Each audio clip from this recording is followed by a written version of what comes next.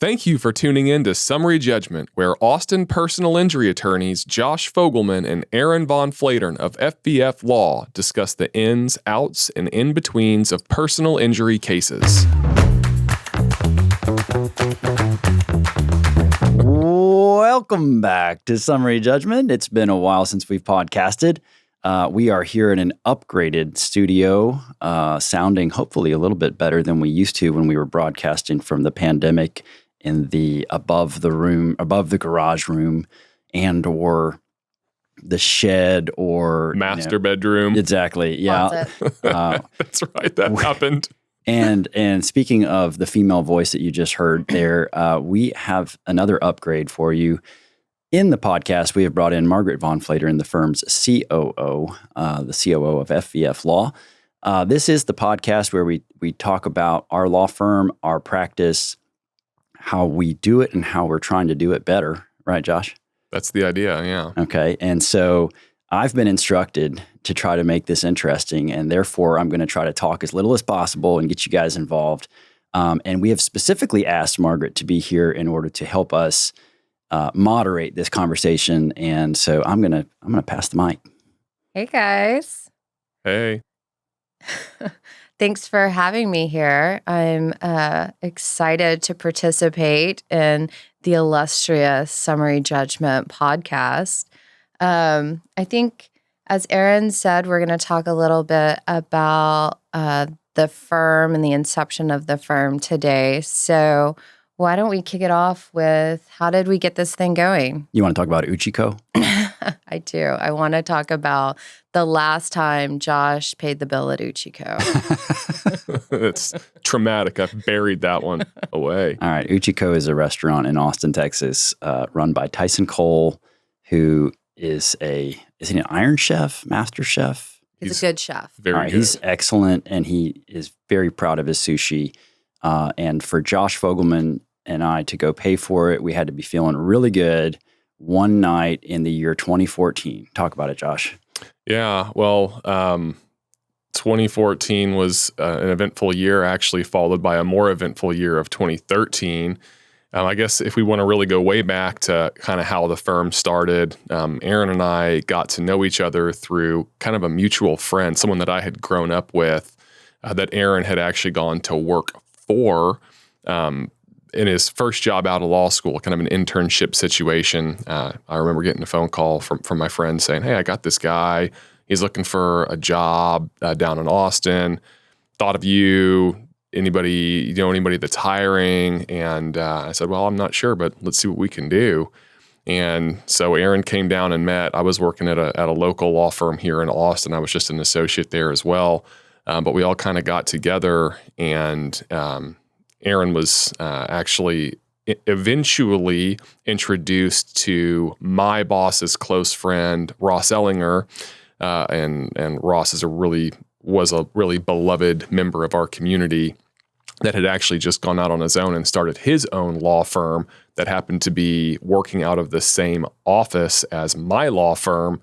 And, it was kind of fate had it. Ross was interested in and looking for someone to come help as his business was getting off the ground. And so Aaron and I ended up sort of under the same roof, but in different law firms. And we were actually working on a handful of cases together, one kind of really interesting and complicated construction litigation case in particular. And we just got to know each other that way. I mean, that was a kind of a really interesting case for both of us that we were both cutting our teeth on in the litigation world. And just, I don't know, man, found out. We got to know each other, and we got to know panic attacks and what it was like to have multiple town hall meetings with about 30 homeowners in a construction defect case. And was there 4 office complexes involved and 6 or 7 lawyers on the other side, and repeated inspections with engineers and experts, and all kinds of lawyer fights and motions. And definitely it was a pretty rocky case. It had its ups and downs, but it worked out well. And I guess we should probably talk about some of the ups and downs that happened in our personal lives during that case. Yeah. So, we were really deep in the throes of this. I can't even it would be violate client confidentiality to go into the insanity that case was for both of us. But what made it even crazier is literally in the middle of that case and within 10 days of each other, unfortunately, Ross Ellinger passed away suddenly and unexpectedly. And then 10 days later, actually during a deposition that involved that case, my dad passed away suddenly and unexpectedly. And, I think at that time, it really threw me back and caused me to become introspective about, where I was headed, what I wanted to do with my life, what was my purpose, what was my mission, where was I going, what did I want, and who did I want to do it with. It's kind of interesting how great things can be born out of tragedy, but that's certainly how it was for me. And after a lot of reflection and thought about sort of the state of my own personal life and the state of my own professional life, I kind of approached Aaron, and we had known at that point, at least I knew at that point, that we got along really, really well. We seemed to complement each other really well. It was kind of difficult to articulate how that exactly was the case, but I mean, we kind of went through the fire on that case and developed a pretty strong bond and friendship and brotherhood, really. And I should point out that one of the defense lawyers on that case, the only defense lawyer that really we had struck a bond with during that case, where we kind of felt like we could trust this person. He ended up coming to your father's funeral and eventually joining FVF Law Firm, and he's an amazing partner of ours now, Mark Ferris. And I remember that. I hate to go back to the funeral, but Margaret and I left, and in the parking lot, I remember Margaret telling me, "I can see why you want to practice with that person," and I think she was referring to the poise that you had in that moment, and the way you were able to articulate your feelings and the way you were able to be vulnerable in front of a lot of people. It's one of your gifts. And I think that is what draws people in. That's what draws juries in. And I think that's what's drawn a lot of great people to our law firm.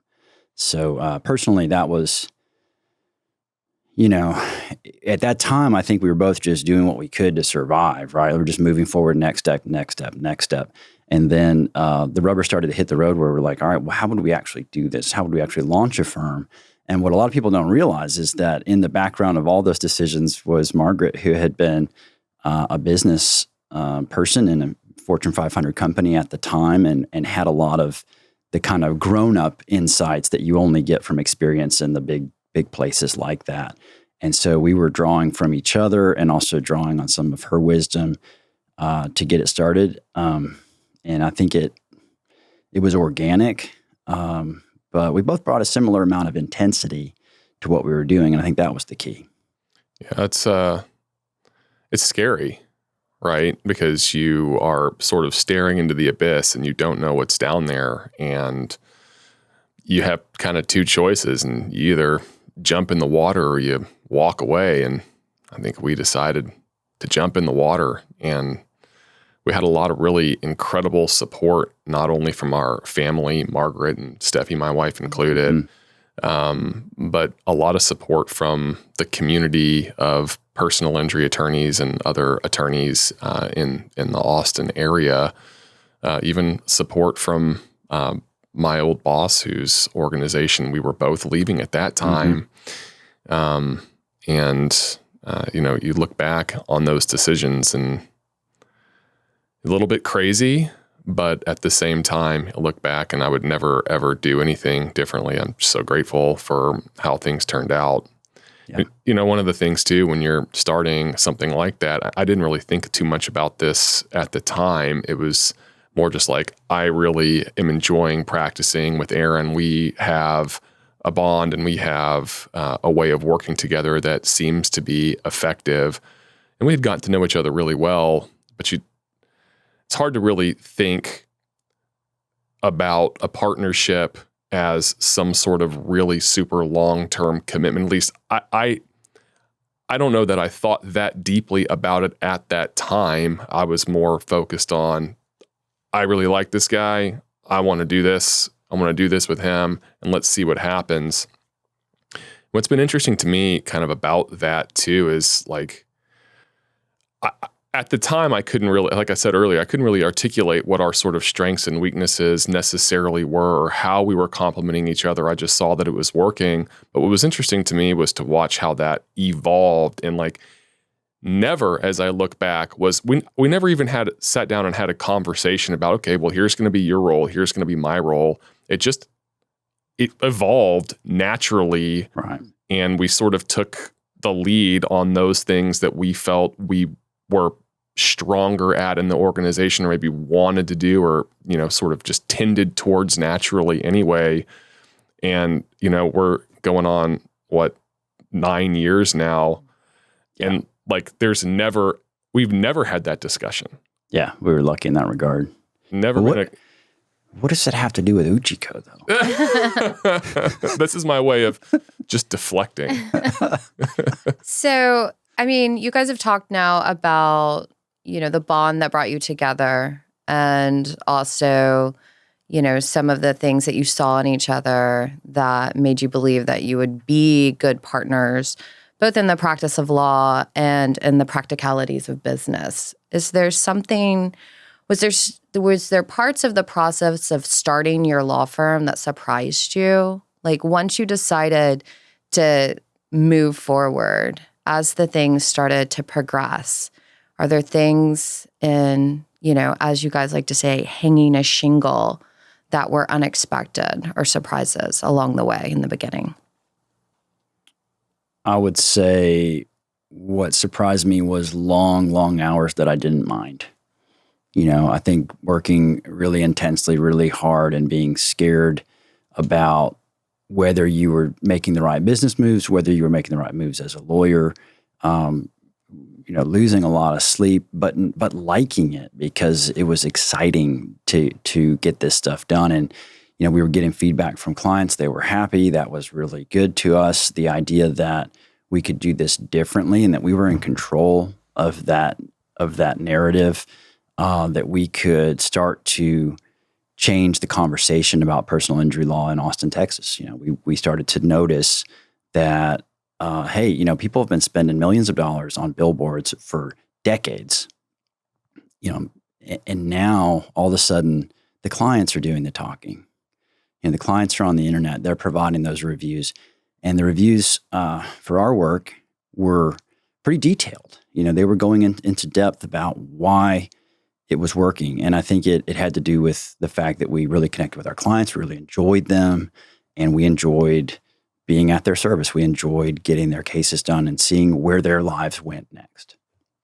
For me, it was interesting. I didn't expect starting a business to expose my weaknesses the way that it did. I've always been a pretty confident person and sort of felt like I could do anything. But I'll tell you, like, you start a business and you realize there are just so many moving parts. And as an organization begins to grow as quickly as ours did, fortunately, how much management of people and places and things was required, and how I found myself uncomfortable in being able to manage those things on my own.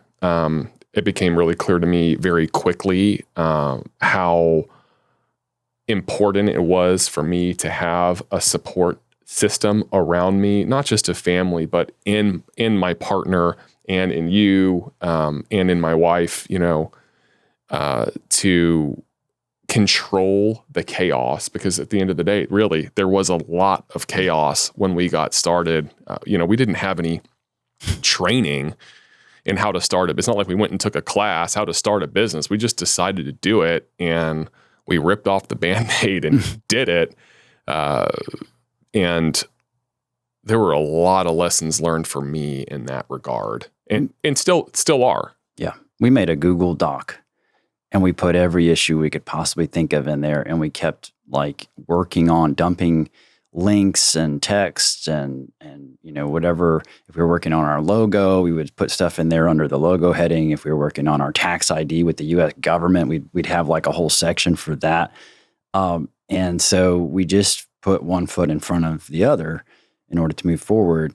What we found pretty quickly was there's a sort of myth of the self-starting business person does it all and wins the day, right? Like in reality, we didn't really take off until we got help, right, Josh? I mean, we started with 100%. Josh and I, half a paralegal. We were sharing a paralegal with our former firm under a collaborative agreement with them, and we realized that we were our own worst enemy. We had to get out of our way in order to not grow for growth's sake, but grow for our clients. Be a more robust firm for them, and so hiring our first paralegal, looking back on it, it's like it doesn't seem like a big deal, but at the time that was huge for us. That was a big corner that we turned. Well, and so maybe talk about how both scary that decision was and how beneficial it ended up being for the organization, because I know, as the beneficiary of the good work that the firm does, being able to carve out resources to hire those first staff members, that's a huge risk that you're taking. So now we're not just risking our two households' personal livelihoods and financial stability. Now we're taking on those additional responsibilities. So maybe talk about, how did you finally come to that decision and what did that feel like? Kind of to your point, it's a little bit of a catch-22 because you're drinking out of a fire hose and you need help. At the same time, in the personal injury world, you're not getting retainers from clients or hourly paychecks. There's no guaranteed source of income. So you're banking on being able to get cases across the finish line.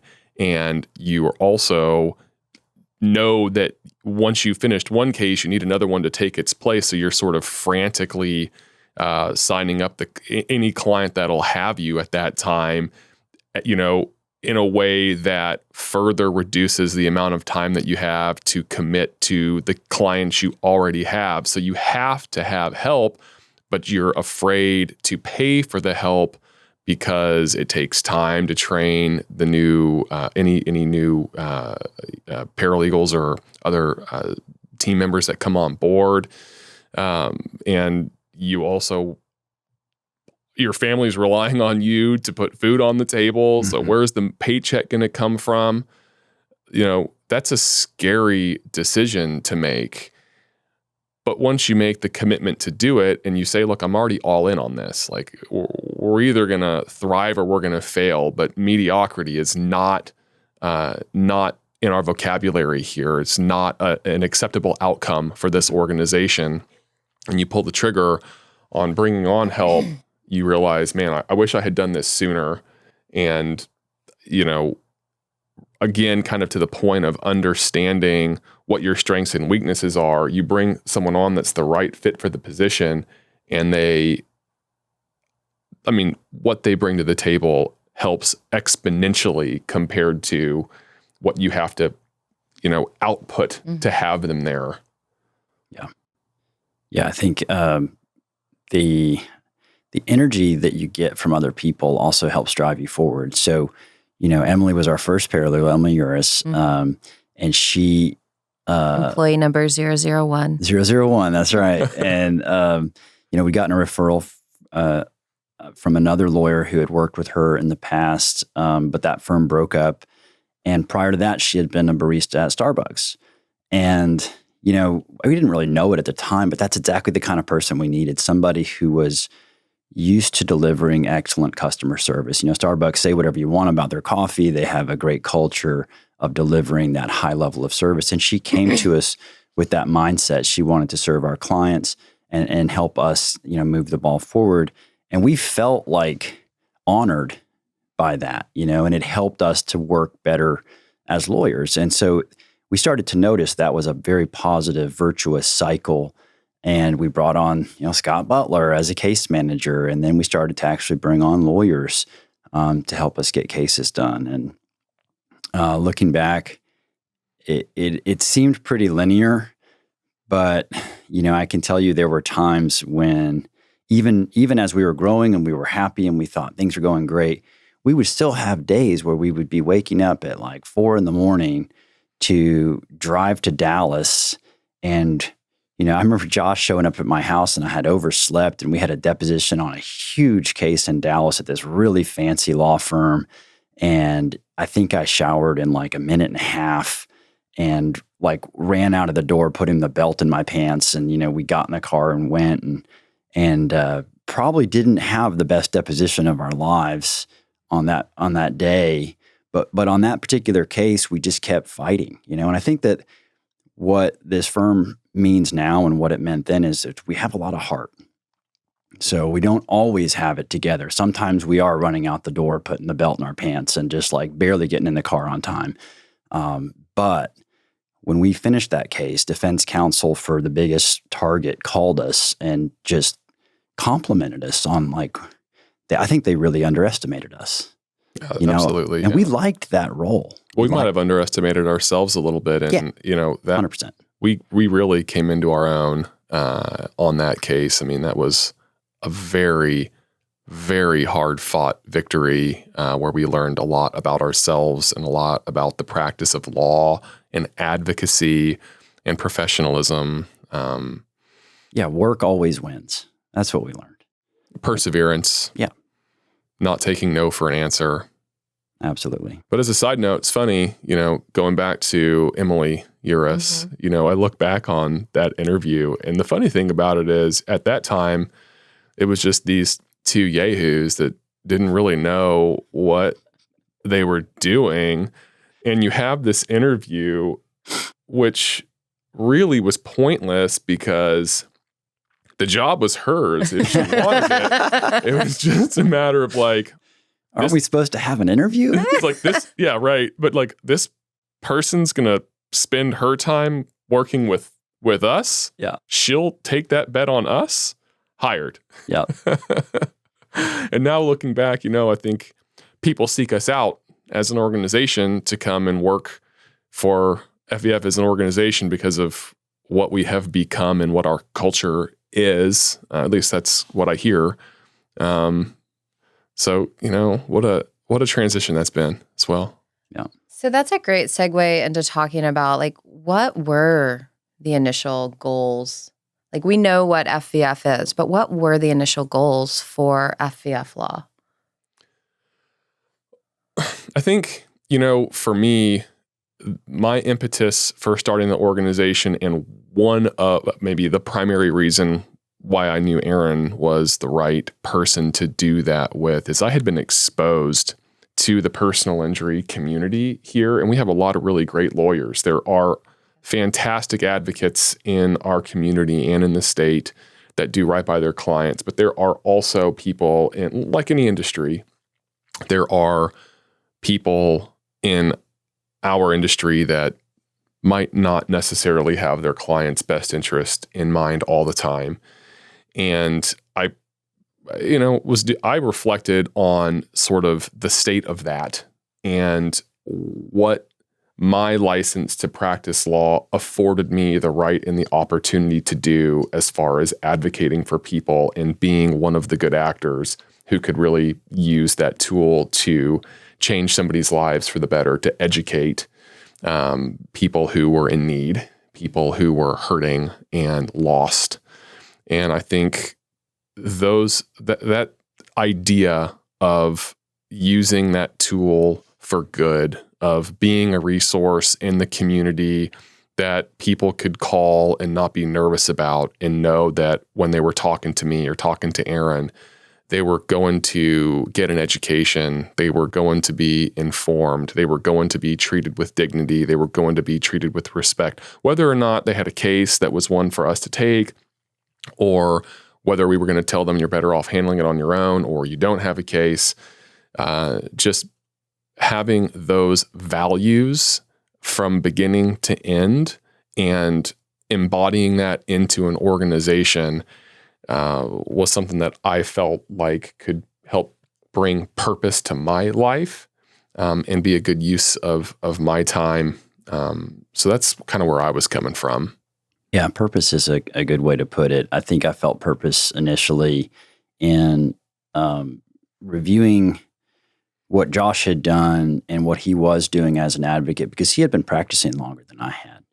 And some of the things that I witnessed him do for his clients, to me at the time, I remember thinking like, man, that's a lot. Like, that's a long walk for a short drink of water. Sometimes Josh would do things, be on the phone with some, health insurance provider, try to get to their general counsel in order to get them to review an unfair decision they had made on like $30, and I was watching him do stuff like that and realizing that there really is a lot of honor in our work.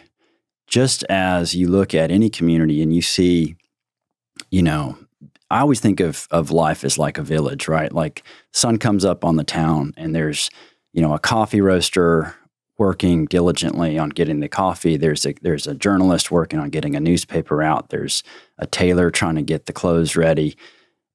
A lawyer is working on his client's case, and that can be a very honorable thing. And unfortunately, in our modern world, personal injury lawyers have done themselves a pretty big disservice in sort of unwittingly creating a narrative that there's something wrong with this work.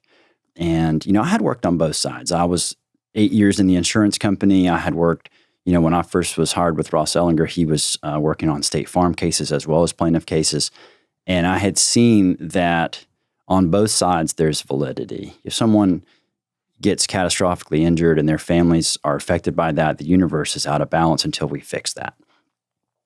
And both sides have a job to do, have a role.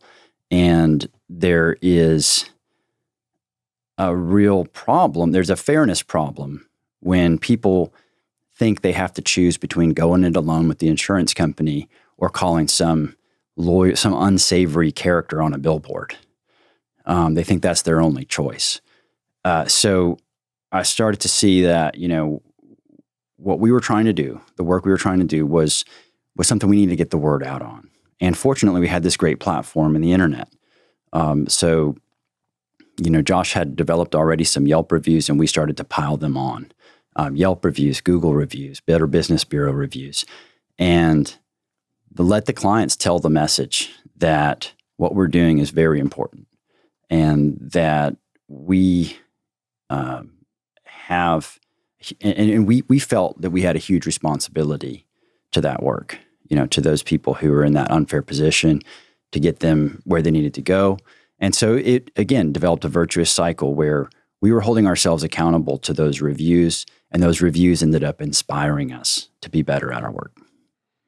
Yeah, those tools, the Yelps and the Googles and Better Business Bureaus, we really utilize those to help keep ourselves honest and remind us of what our mission was all the time. There was no deviating from what we promised people we were going to do and how we were going to do it. And to this day, we'll read them aloud in staff meeting because it fires us up. Yeah, absolutely. That's why we do it. Yeah, when Josh is talking about what the marketplace looks like for personal injury lawyers in Central Texas, it makes me think that, there are great PI attorneys in town whose names you don't ever hear. Mm-hmm. And there are attorneys whose names you hear a lot. And I think what's really great about FVF and what you guys have built is the fact that we let our clients be noisy for us, right? We don't bang our own drum too much, but we let those clients really sing the praises for us. And it's because of this great thing you guys have built and this amazing foundation that you established 9 years ago. So, well, it's not just that the client singing the praises helps us, objectively recognize that we're achieving our mission. It feeds us. It's the fuel that we consume that reminds us as an organization, everybody on the team would say this, that even though it can be really hard, it can be really stressful and challenging sometimes, when you have someone who you've helped come back and be so vocal about how meaningful your help was to them at this very difficult time in their life, it's easy to come back and keep doing it. Mm-hmm. Well said.